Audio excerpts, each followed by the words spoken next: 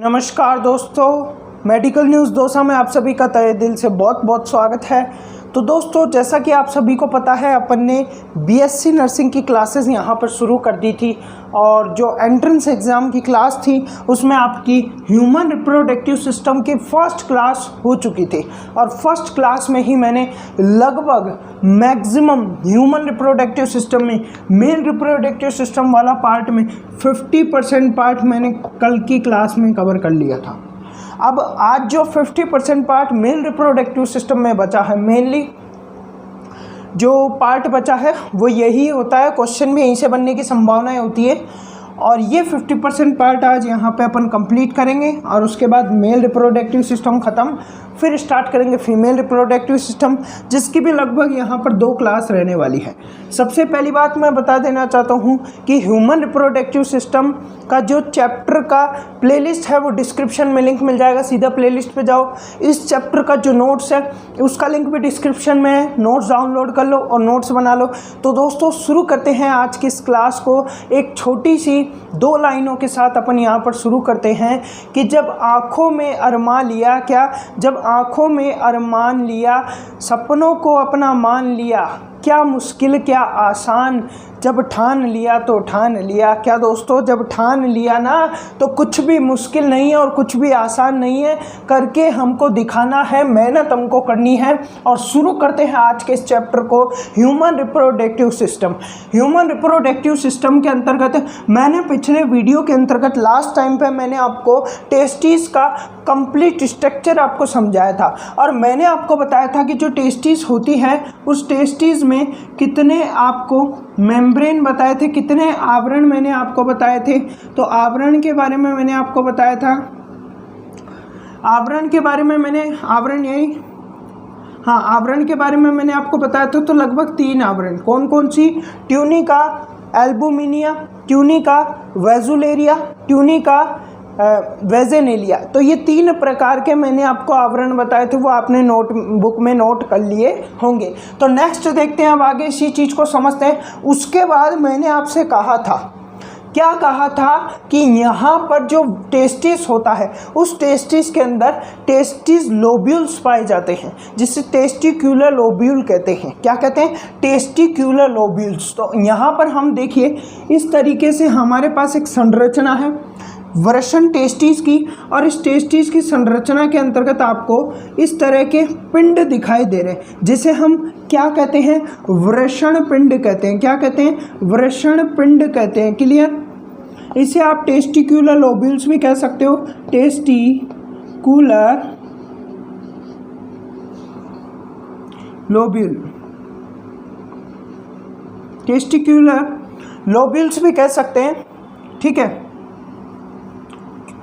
ठीक है, testicular lobules भी आप इसे कह सकते हो या टेस्टिस लोब्यूल्स भी कह सकते हो। ठीक है, टेस्टिस लोब्यूल्स।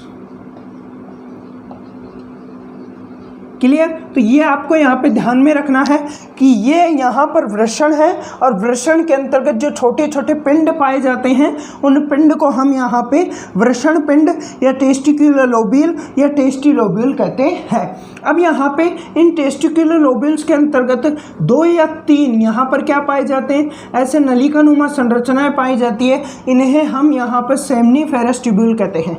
क्या कहते हैं? सेमनीफेरस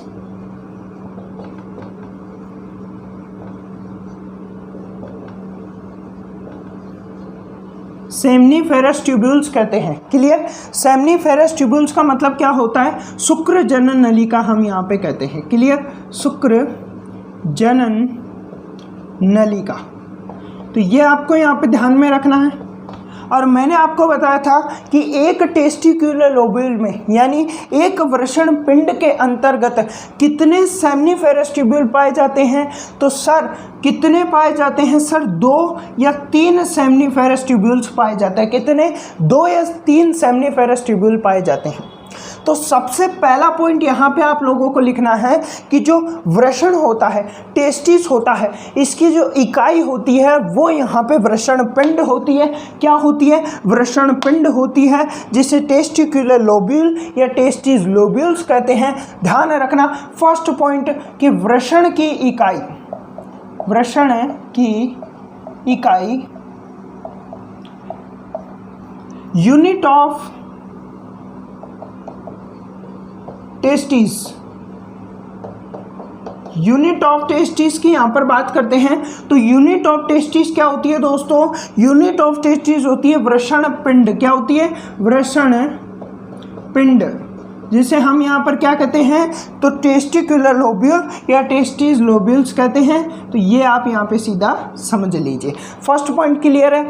सेकंड पॉइंट ध्यान रखना कि एक वृषण, एक टेस्टिस के अंतर्गत कितने वृषण पिंड या कितने टेस्टिकुलर लोब्यूल पाए जाते हैं? तो एक वृषण के अंतर्गत 200 से 250 यानी 200 से 250 इतनी संख्या में क्या पाए जाते हैं? एक टेस्टिस में टेस्टिकुलर लोब्यूल पाए जाते हैं। एक वृषण में वृषण पिंड पाए जाते हैं। कितने पाए जाते हैं? 200 से 250 वृषण पिंड यहाँ पर पाए जाते हैं। अब वृषण पिंड की बात कंप्लीट होती है। एक छोटा सा क्वेश्चन मैंने आपको बताया था कि वृषण पिंड के ऊपर एक आवरण पाया जाता है। कहा था कि नहीं कहा था? जो कि बहुत कम पार्ट में पाया जाता है। इस आवरण को क्या कहते हैं? मैंने आपको 3 आवरण बताए थे। इस वाले आवरण को ट्यूनिका वेजिनेलिया कौन सा है? ये वाला ट्यूनिका वेजिनेलिया। और इस वाले को हमने क्या कहा था? ट्यूनिका वेसुलेरिया।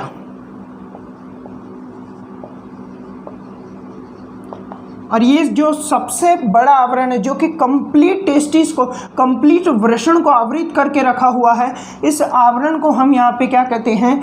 ट्यूनिका एल्बुमिनिया। तो इस तरह की कुछ बातें थी जो हमने यहाँ पर और देखी। एक बार स्क्रीनशॉट लो, फिर उसके बाद हम पढ़ेंगे इस जो टेस्टिकुलर लोब्यूल है, इस टेस्टिकुलर लोब्यूल के अंतर्गत जो सेमनीफेरस ट्यूबुल्स पाई जाती है, इन सेमनीफेरस ट्यूबुल्स की चर्चा करेंगे। तो एक बार स्क्रीनशॉट आप लीजिए दोस्तों, और उसके बाद हम चलते हैं आगे। तो अब देखिए, जैसे कि मैं यहाँ पर एक पिंड या एक लोब्यूल बाहर निकाल लेता हूँ और केवल एक लोब्यूल बना रहा हूँ। जैसा कि मैंने एक लोब्यूल बनाया, क्लियर। अब इस एक लोब्यूल के अंतर्गत क्या होंगे? एक लोब्यूल के अंतर्गत 2 या 3 सेमनीफेरस ट्यूबुल होगा। क्या होगा? सेमनीफेरस ट्यूबुल, सेमनीफेरस ट्यूबुल्स होंगे, क्लियर। वो कितने होंगे? तो इसकी संख्या 2 से 3 होगी, क्लियर है। अब इस सेमनीफेरस ट्यूबुल के बारे में हम यहाँ पे चर्चा करेंगे। क्या? यहाँ पे ध्यान रखना कि ये जो सेमनीफेरस ट्यूबुल्स होते हैं, ये जो सेमनीफेरस ट्यूबुल्स होते हैं, इन सेमनीफेरस ट्यूबुल्स के अंदर ही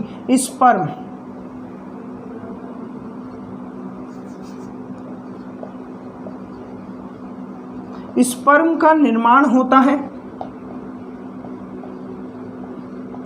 कहाँ होता है स्पर्म का निर्माण? तो सेमनीफेरस ट्यूबुल्स के अंदर होता है। आई थिंक आपको ये चीज़ समझ में आ गई होगी। तो स्पर्म का निर्माण कहाँ होता है? सेमनीफेरस ट्यूबुल्स के अंदर होता है। सेमनीफेरस ट्यूबुल्स कहाँ पाई जाती है? तो सेमनीफेरस ट्यूबुल्स टेस्टिकुलर लोब्यूल्स के अंदर पाई जाती है, यानी वृषण पिंड के अंतर्गत पाई जाती है। इन्हें हिंदी में शुक्र जनन नलिका कहते हैं, जो कि मैं बता रहा हूँ बार बार आप लोगों को, हिंदी और इंग्लिश। अब बात करते हैं हम आगे की क्या प्रोसेस इसके अंदर होता है। तो देखिए, जो सेमनीफेरस ट्यूबुल होते हैं, इन सेमनीफेरस ट्यूबुल्स के अंतर्गत 2 प्रकार की कोशिका पाई जाती है। कितने प्रकार की?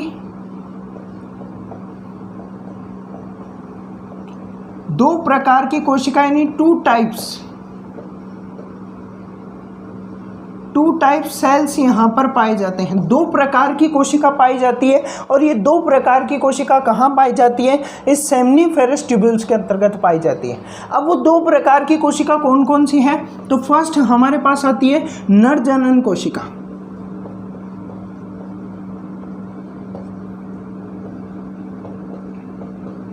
मेल रिप्रोडक्टिव सेल,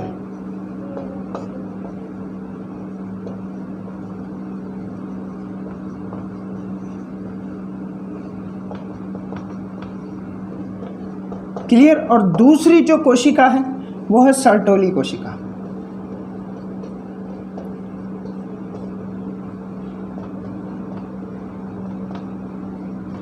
इंग्लिश में भी इसे सर्टोली बोलते हैं,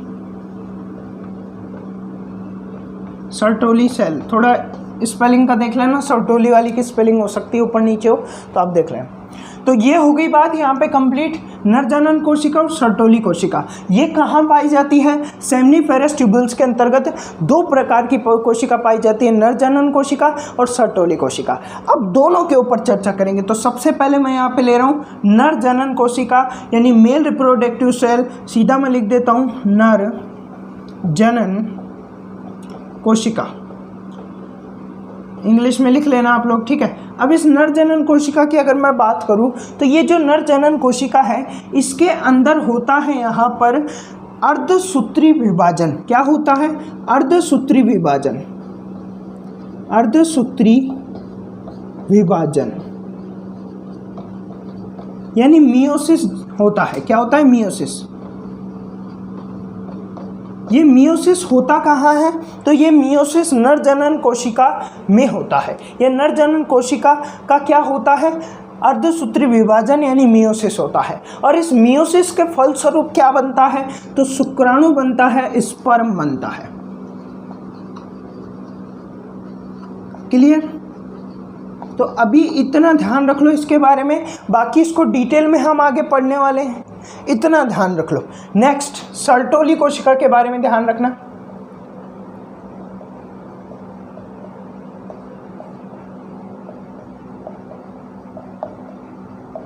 जो सर्टोली कोशिका होती है इसके बारे में ध्यान रखना। ये सर्टोली कोशिका स्पर्म निर्माण के बाद पश्चात स्पर्म को पोषण प्रदान करता है। क्या करता है ये सर्टोली कोशिका? स्पर्म निर्माण के पश्चात स्पर्म को पोषण प्रदान करता है, या ऐसा भी कह सकते हो कि स्पर्म निर्माण के दौरान पोषण प्रदान करता है। तो दो शब्दों में मैं सीधा सीधा लिख देता हूं कि पोषण प्रदान करता है। पोषण प्रदान करता है कौन करता है? सर्टोली कोशिका। उसको खाने पीने का, उसको पोषक तत्व देता है। कौन देता है? सर्टोली कोशिका देती है। क्लियर? सर्टोली कोशिका का एक दूसरा काम होता है इनहिबिन हार्मोन का स्रावन करना। कौन सा? Inhibin hormone.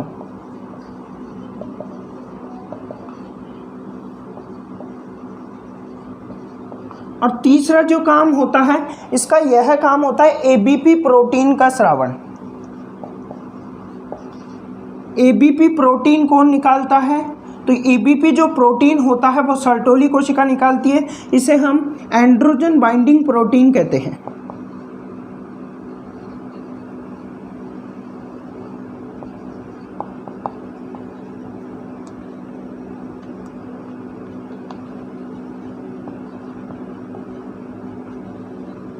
Androgen binding protein कहते हैं। देखो इनहिबिन हार्मोन क्या काम आता है यह आप आगे समझना, केवल इतना ध्यान रखो। सर्टोली कोशिका पोषण प्रदान करता है, इनहिबिन हार्मोन स्रावन करता है, एबीपी प्रोटीन का निर्माण करता है, इसका स्रावन करता है। एबीपी प्रोटीन का मतलब समझो, एंड्रोजन बाइंडिंग प्रोटीन। एंड्रोजन का मतलब क्या होता है? एंड्रोजन नर हार्मोन है, नर जनन हार्मोन क्या है? एंड्रोजन। और बाइंडिंग का मतलब क्या होता है? बांधना। तो यानी जो एंड्रोजन नर जनन हार्मोन है उसको बांधने का काम करने वाला प्रोटीन एंड्रोजन बाइंडिंग प्रोटीन कहलाता है। तो केवल अभी इतना ध्यान रखो ये क्या काम आता है, क्यों स्रावित होता है, इसको भी पढ़ेंगे आगे। तो अभी एक बार स्क्रीनशॉट लो, एक बार मैं डिटेल में वापस बता देता हूँ कि जो वृषण पिंड होते हैं, ये जो वृषण पिंड होते हैं जिन्हें हम टेस्टिस लोब्यूल या टेस्टिक्युलर लोब्यूल कहते हैं, इन टेस्टिक्युलर लोब्यूल्स के अंतर्गत सेमनीफेरस ट्यूबुल्स पाए जाते हैं। इन सेमनीफेरस ट्यूबुल्स की संख्या 2 से 3 होती है। इन सेमनीफेरस ट्यूबुल्स की बात करूँ तो ये इसमें स्पर्म का निर्माण होता है। स्पर्म मेकिंग का कार्य कहाँ होता है? सेमनीफेरस ट्यूबुल में। क्लियर? उसके बाद यहाँ पे ध्यान रखना कि जो सेमनीफेरस ट्यूबुल्स होती है उसमें 2 प्रकार की कोशिका पाई जाती है, नर जनन कोशिका मेल रिप्रोडक्टिव सेल, सर्टोली कोशिका Sertoli cell. Male reproductive cells की बात करें तो ये अर्धसूत्री विभाजन होता है इसमें, और उसके फलस्वरूप यानी मियोसिस होता है। इसके फलस्वरूप यहाँ पे स्पर्म या शुक्राणु का निर्माण होता है। उसके बाद बात करें सर्टोली कोशिका। सर्टोली कोशिका पोषण प्रदान करता है, इनहिबिन हार्मोन स्रावित करता है, ईबीपी प्रोटीन स्रावित करता है। अब ये क्या काम आते हैं इसको आगे पढ़ेंगे डिटेल से। अभी केवल इतना ध्यान रखो और स्क्रीनशॉट लेने का काम करो। बाकी मैं आप लोगों के साथ हूँ, साथ रहूँगा और साथ रहने वाला हूँ, कभी आपका साथ नहीं छोड़ूंगा। दोस्तों एक बार वापस कहना चाहता हूँ कि लक्ष्य एक रखो, हमेशा लक्ष्य एक रखो, सफलता एक ही लक्ष्य पे मिलती है। आप सोचो कि मैं आरपीवीटी भी कर लेता हूँ, मैं एचडीपी भी कर लेता हूँ, मैं पीटीआई भी कर लेता हूँ, मैं पीटे वो जो एचडीपी है ये भी कर लेता हूँ, मैं आरयूएचएस बीएससी नर्सिंग भी कर लेता हूँ, मैं सभी तरह की चीज़ें कर लूँ तो नहीं। दोस्तों एक लक्ष्य आपको बनाना होगा कि आपको आरयूएचएस से बीएससी नर्सिंग करनी है। जैसा कि मैं कह रहा हूँ कि ये मौका आपको वापस नहीं मिलेगा। क्यों? क्योंकि देखिए दोस्तों, इस साल आरयूएचएस आपकी खुद की पर्सनल एग्ज़ाम कंडक्ट कर रही है, जिसके अंतर्गत ओनली क्लास 12th का सिलेबस है, ठीक है। और नेक्स्ट ईयर 100% मैं गारंटी से कहता हूँ कि ये आरयूएचएस स्टूडेंट्स का जो सिलेक्शन है नीट बेस लेगी, और नीट में जो सिलेबस आता है क्लास 11-12th का आता है वो भी नीट लेवल का। तो कहीं ना कहीं अगले साल सिलेक्शन लेना बहुत मुश्किल है, इस साल सिलेक्शन लेना बहुत आसान है। ये लास्ट मौका है, लास्ट चांस है, हाथ से मत जाने देना और मेहनत करना अभी से शुरू करो, क्योंकि जल्द ही आपकी एग्ज़ाम आपके सामने होगी। स्क्रीनशॉट लो और फिर चलते हैं आगे। अब एक छोटा सा जो टॉपिक है वो समझ लो, 2-3 मिनट का है। अंतराली क्षेत्र। अंतराली क्षेत्र क्या होता है? तो सेमनीफेरस ट्यूब्यूल्स के बाहर का जो एरिया है, अंतराली एरिया, इसकी बात करूँ तो सेमनीफेरस ट्यूब्यूल्स के बाहर यानी शुक्रजनन नलिकाओं के बाहर का जो क्षेत्र है, उस क्षेत्र को हम यहाँ पे क्या कहेंगे? अंतराली क्षेत्र कहेंगे। ध्यान रखना, शुक्रजनन नलिका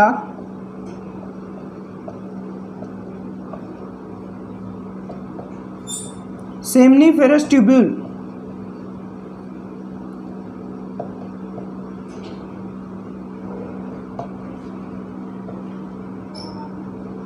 सेमनीफेरस ट्यूब्यूल्स के बाहर का जो क्षेत्र है,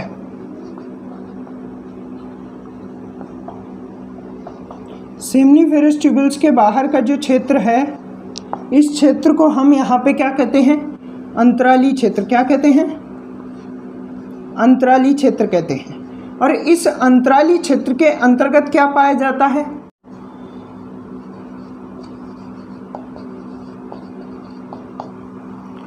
तो देखिए मैंने बताया अंतराली क्षेत्र क्या होता है। अंतराली क्षेत्र वह क्षेत्र होता है जो कि शुक्रजनन नलिकाओं के बाहर का वह क्षेत्र या सेमनीफेरस ट्यूब्यूल्स का बाहर का जो क्षेत्र होता है, एरिया जो होता है, वो एरिया ही क्या कहलाता है? हमारे पास अंतराली क्षेत्र कहलाता है। और अंतराली क्षेत्र में क्या पाया जाता है? तो अंतराली कोशिका या लेडी सेल पाई जाती है। अब इस लेडी सेल का काम क्या होता है? तो ध्यान रखना, जो लेडी सेल होता है, लेडी सेल या कोशिका आप इसे कह सकते हो, लेडी कोशिका। तो लेडी कोशिका का जो काम होता है वो सिंपल भाषा में समझ लो कि लेडी कोशिका किस में पाई जाएगी? नर में। और इसका काम होता है एंड्रोजन हार्मोन का स्रावन करना। किसका? Androgen hormone. एंड्रोजन हार्मोन का स्रावन करना। और एंड्रोजन हार्मोन क्या है? तो नर लैंगिक हार्मोन है। नर लैंगिक हार्मोन, नर लैंगिक हार्मोन, एंड्रोजन हार्मोन नर लैंगिक हार्मोन है। उसके बाद अगर मैं आपको समझाऊं कि नर लैंगिक हार्मोन एंड्रोजन है तो इसका उदाहरण क्या है? तो इसका उदाहरण है टेस्टोस्टेरोन। टेस्टोस्टेरोन, ये बात आपको यहाँ पे ध्यान में रखनी है। क्या है? इसका एग्जाम्पल है टेस्टोस्टेरोन। तो ये सिंपल सी 2 मिनट का टॉपिक था जो क्लियर होता है। एक बार स्क्रीनशॉट लो और फिर चलते हैं आगे। और साथ ही साथ तो चलिए दोस्तों, अब नेक्स्ट अपन करते हैं बात यहाँ पर। अभी आपने देखा जो वृषण था, उस वृषण के अंतर्गत कहाँ पे स्पर्म का निर्माण हो रहा है? तो बताइए दोस्तों, कहाँ पे हो रहा है? कहाँ पे हो रहा है? Seminiferous tubule.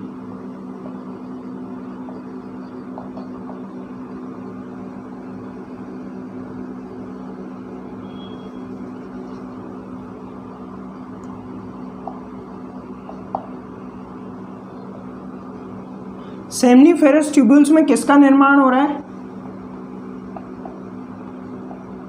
स्पर्म।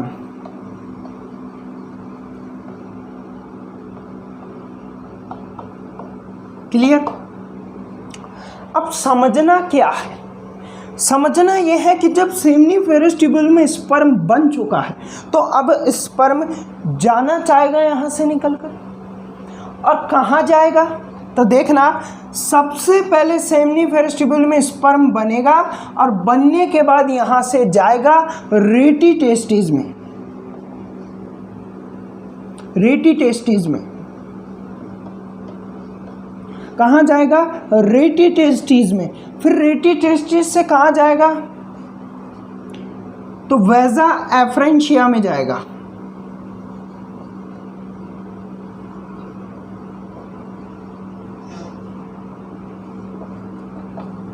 वेजा एफरेंशिया में जाएगा।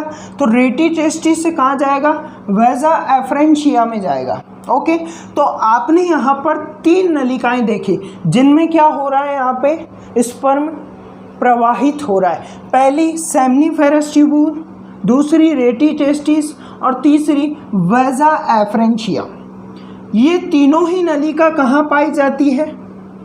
तो ध्यान रखना, ये तीनों ही नलिका आपके टेस्टिस के अंतर्गत पाई जाती है। टेस्टिस में पाई जाती है। ये तीनों ही नलिका कहाँ पाई जाती है? टेस्टिस में। क्लियर? टेस्टिस के अंदर पाई जाती है, इसीलिए इन नलिकाओं को आंतरिक नलिका कहा जाता है।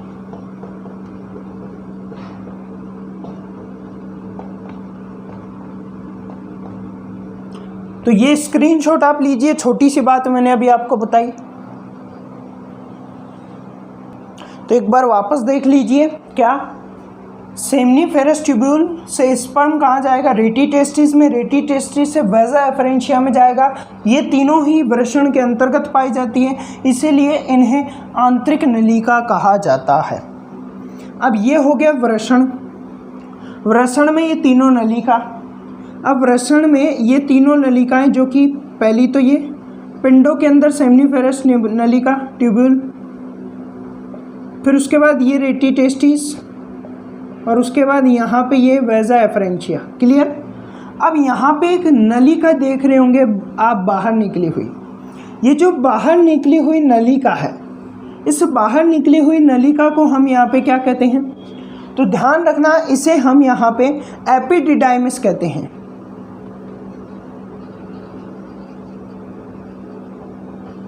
एपिडिडाइमिस क्या होता है? तो अधिवृषण। अधिवृषण कहते हैं। क्लियर? ये जो अधिवृषण है, ये पहली वह नलिका है जो कि टेस्टिस वृषण के बाहर पाई जाती है। तो यहाँ पे एक क्वेश्चन बन गया कि वृषण के बाहर पाई जाने वाली पहली नलिका कौन सी है? अधिवृषण। अब अधिवृषण के बारे में 2-3 पॉइंट्स आपको ध्यान रखने, यहाँ पे साइड में करवा देता हूँ। अधिवृषण के बारे में किसका कार्य क्या होता है? तो एपिडिडाइमिस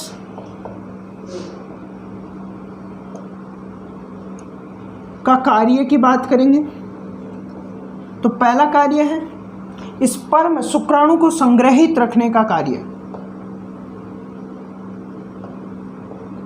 स्पर्म को संग्रहित रखता है। नंबर 2, दूसरा कार्य क्या है? तो दूसरा जो इसका कार्य है वो है स्पर्म को गति प्रदान करना। स्पर्म को संग्रहित रखता है अस्थायी रूप से,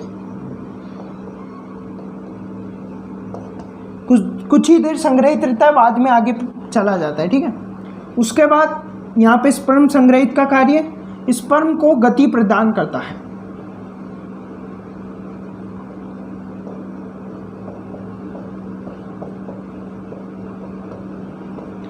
तो ये दो इसके कार्य होते हैं। स्पर्म का संग्रहण अस्थायी रूप से और स्पर्म को गति प्रदान करता है।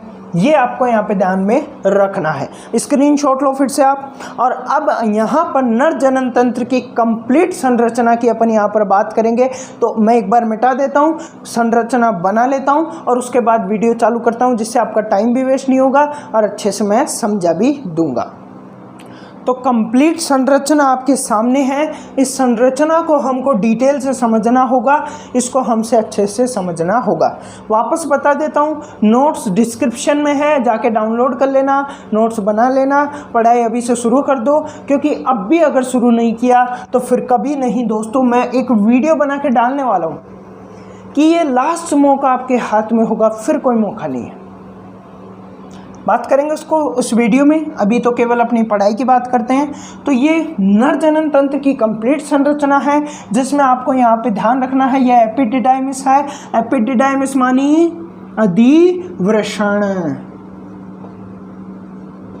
अधिवृषण। क्लियर? नेक्स्ट, वैसा डेफरेंस। यहाँ पे अपन ने पढ़ा था, क्या पढ़ा था? रेटी टेस्टिस। अरे भाई क्या पढ़ा था? अपन ने पढ़ा था वैजा एफ्रेंशिया।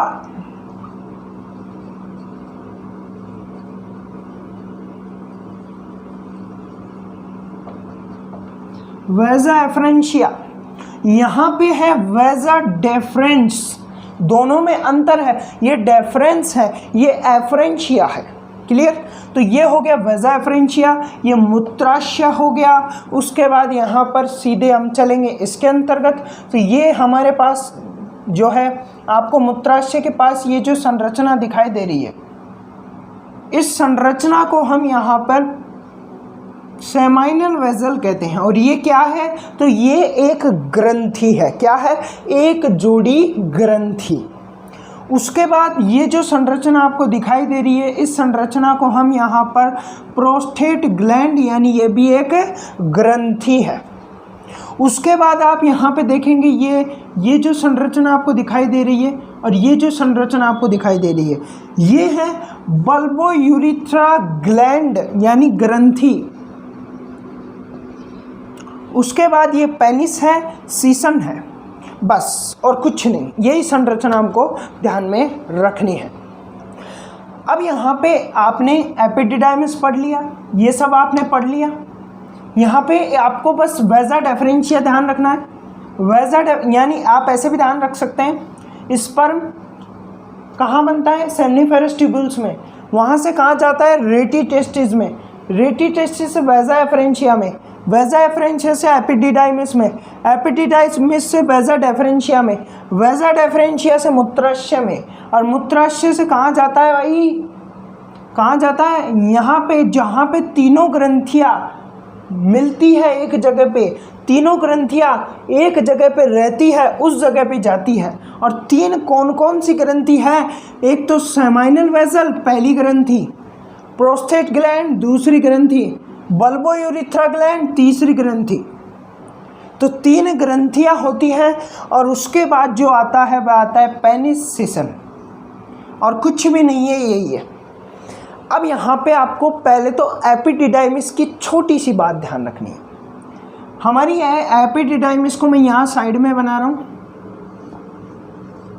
इस तरीके के तीन आप टुकड़े समझ लो। जो ऊपर वाला भाग होता है, जिसे हम शीर्ष कहते हैं, उसे कोपुट कहा जाता है। क्या कहा जाता है? कोपुट, COPUT, कोपुट। बीच वाले को मध्य भाग, जिसे कॉर्पस कहते हैं। क्लियर? और जो सबसे नीचे वाला भाग है, उस नीचे वाले भाग को कोड़ा कहा जाता है। क्या कहा जाता है? कोड़ा। तो कोपुट, कॉर्पस और कोड़ा, ये एपिडिडाइमिस के बारे में ध्यान रखना है कि एपिडिडाइमिस के तीन पार्ट होते हैं, कोपुट, कॉर्पस, कोड़ा। शीर्ष वाला कोपुट, मध्य वाला कॉर्पस और नीचे वाला कोड़ा। बस खत्म। ये कोड़ा अच्छे से दिख नहीं रहा होगा, यहाँ पे लिख देता हूँ साइड में।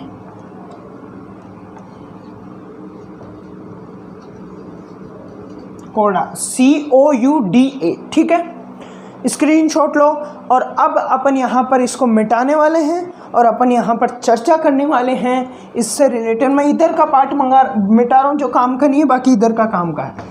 ये आपने सब पढ़ लिया होगा और ज़्यादा नॉर्मल बातें हैं। अब इधर समझो और नोट करते रहो, साथ के साथ ध्यान रखना, नोट करते रहो।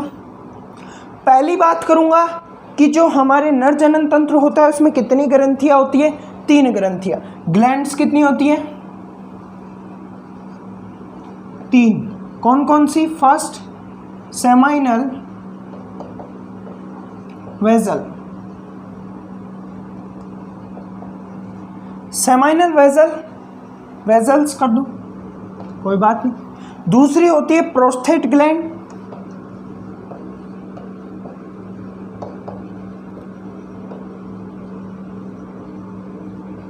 और तीसरी होती है बल्बो यूरिथ्रा। क्या? बल्बो यूरिथ्रा, ठीक है। 3 ग्रंथियां पाई जाती हैं।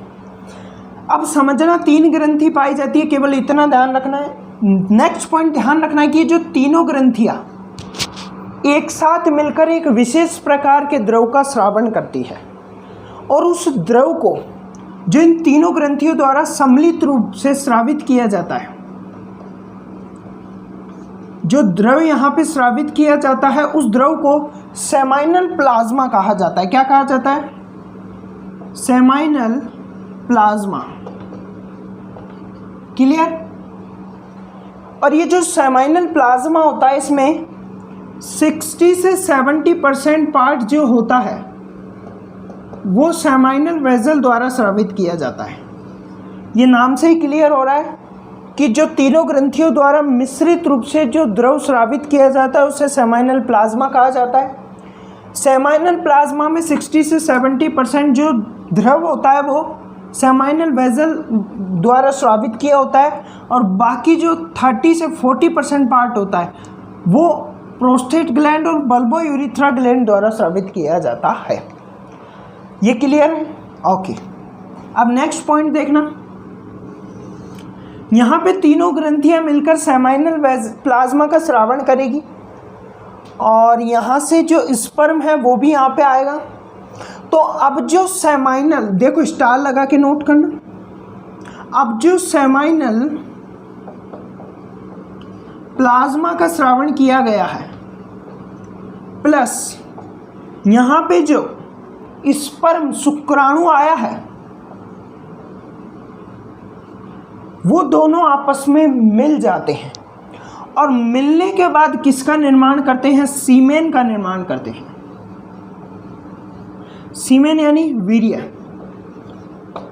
तो ये क्लियर होता है कि सेमाइनल प्लाज्मा का स्रावन होता है, स्पर्म आता है, सेमाइनल प्लाज्मा और स्पर्म मिलते हैं और सीमेन यानी वीर्य का निर्माण करते हैं। आई थिंक आपको ये चीज़ क्लियर हो गई होगी। एक बार स्क्रीनशॉट आप लो और एक छोटा सा पॉइंट और यहाँ पे साइड में स्क्रीनशॉट ले लो। अब आगे देखना, एक छोटा सा पॉइंट और समझना। स्खलन यानी जब वीर्य को निकाला जाता है, एक बार में जब पहली बार वीर्य निकाला जाता है, फर्स्ट टाइम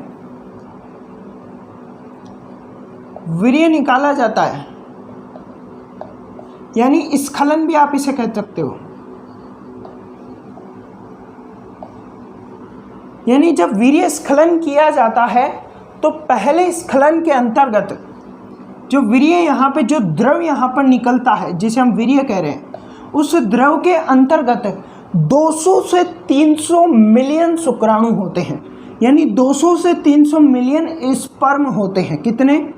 200 से 300। यानी जो सीमेन यहाँ पर निकाला जा रहा है फर्स्ट टाइम, उस सीमेन में यहाँ पर जो द्रव है, लिक्विड है, जो सीमेन को हम लिक्विड कह रहे हैं, उसमें 200 से 300 स्पर्म होते हैं। 200 से 300 क्या होते हैं? स्पर्म। 200 से 300 मिलियन शुक्राणु, मिलियन स्पर्म, मिलियन कर लेना, ठीक है। 200 से 300 मिलियन स्पर्म या शुक्राणु यहाँ पर होते हैं। ये पॉइंट भी क्लियर होना चाहिए भाई, बहुत इंपॉर्टेंट है। अब बात करते हैं प्रजननक्षम जो वीर्य होता है, सीमेन होता है,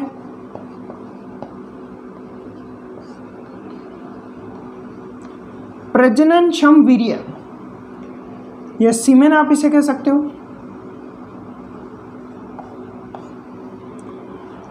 यानी वह सीमेन जो रिप्रोडक्शन के लिए सक्षम होता है, कैपेबल होता है, रिप्रोडक्शन के लिए कैपेबल होता है, उस वीर्य की एक खासियत होती है। क्या खासियत होती है कि उसमें जो स्पर्म होता है, उन स्पर्म में 60% स्पर्म, क्या 60% स्पर्म सामान्य आकृति के होते हैं।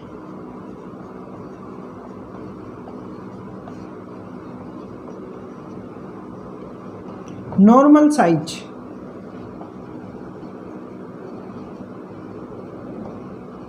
क्लियर।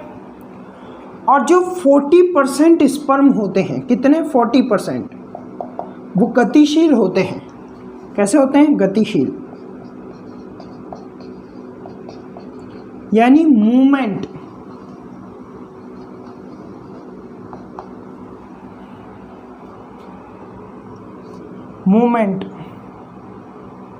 मूवमेंट का देख लेना, कभी कभी स्पेलिंग्स मेरे को गड़बड़ हो जाती है, दिमाग से निकल जाती है पढ़ाते पढ़ाते, है ना, उसके लिए सॉरी बोलता हूँ, देख लेना आप मूवमेंट का, ठीक है। तो गतिशील होंगी। अगर किसी सीमेन में या वीर्य में 60% यानी 60% नॉर्मल साइज के स्पर्म है या सामान्य आकृति के स्पर्म है और 40% मूवमेंटेबल स्पर्म है या गतिशील स्पर्म है, तो वह जो सीमेन या वीर्य है वह जननक्षम होगा, यानी रिप्रोडक्शन के लिए कैपेबल होगा। तो ये वाला पॉइंट भी आपके क्लियर होना चाहिए। और अब बोर्ड मैंने भर दिया है, स्क्रीनशॉट आप लोग ले लीजिए। और उसके बाद यहाँ पर अगर अपन बात करें तो अपना एक छोटा सा पॉइंट और, जो ये सीमेन होता है, क्या ये जो वीर्य होता है सीमेन, कहाँ गया, कहीं लिखा था मैंने, कहाँ गया, चलो छोड़ो। वीर्य जो होता है सीमेन, इस सीमेन का पीएच कितना होता है, पीएच मान, तो ध्यान रखना इसका पीएच मान 7.2 से 7.4 होता है। यानी ये कैसा होता है, हल्का क्षारीय, हल्का क्षारीय। तो ये बात भी यहाँ पर कंप्लीट होती है, कैसा होता है, हल्का क्षारीय। तो इस तरीके से हमने मैक्सिमम पार्ट कंप्लीट कर लिया है। और एक बार स्क्रीनशॉट लीजिए, फिर छोटी सी बात और करेंगे। अब आपने स्क्रीनशॉट ले लिया होगा दोस्तों, तो अब जो मैं बात करने जा रहा हूँ वो ध्यान से सुनिएगा कि ये जो मेडिकल न्यूज़ डोसा है आपको कंप्लीट बायोलॉजी का सिलेबस कराएगा। और आपका साथ रहा, आप लोगों ने वीडियोस को शेयर किया और हज़ारों की संख्या में व्यूज़ आना शुरू हुआ। तो मैं आपको इतना ज़रूर बता देता हूँ कि फ्री ऑफ कॉस्ट आपको फिजिक्स केमिस्ट्री की फैकल्टी भी यहाँ पे लाके खड़ी कर दी जाएगी। ज़रूरत है आपके साथ की, क्योंकि जब तक आपका साथ नहीं होगा तब तक हमको, साथ का मतलब मेरा क्या है, साथ का मतलब ये नहीं कि हज़ारों की संख्या में व्यूज़ तो आ रहे हैं, लेकिन वो वीडियोस को 45 मिनट की वीडियो है और उसको देख 15 मिनट में, तो इसे हम साथ नहीं मानते। आपका इंटरेस्ट ही नहीं आ रहा पढ़ने में। अरे भले ही 10 ही स्टूडेंट देखो हमारी वीडियो को, लेकिन पूरे 45 मिनट देखो तो हम माने, और तब हमको क्या होगा, प्राउड फील होगा कि हमारे स्टूडेंट 45 मिनट वीडियो देख रहे हैं पूरी। 60 मिनट की वीडियो है तो 55 मिनट देख रहे हैं, 40 मिनट की वीडियो है तो लगभग 40 मिनट ही देख रहे हैं। तब हमको लगेगा कि कोई पढ़ना चाह रहा है। और तब हम तभी पढ़ा पाएंगे। अगर आप 45 मिनट की वीडियो 15 मिनट देख रहे हैं, मतलब आपका इंटरेस्ट ही नहीं, फिर हमारा भी पढ़ाने का कोई मतलब नहीं। तो मेरा जो मेन गोल है वो यही है कि आप 40 मिनट की वीडियो है तो कंप्लीट 40 मिनट ही पढ़े। ऐसा नहीं 10 मिनट पढ़ लिया, 5 मिनट पढ़ लिया, छोड़ दिया, नहीं, गलत बात। तो बाकी ये क्लासेस चलती रहेगी। मिलते हैं आपसे नेक्स्ट वीडियो में। जय हिंद दोस्तों, जय भारत। चलिए tata bye bye, see you later, good night.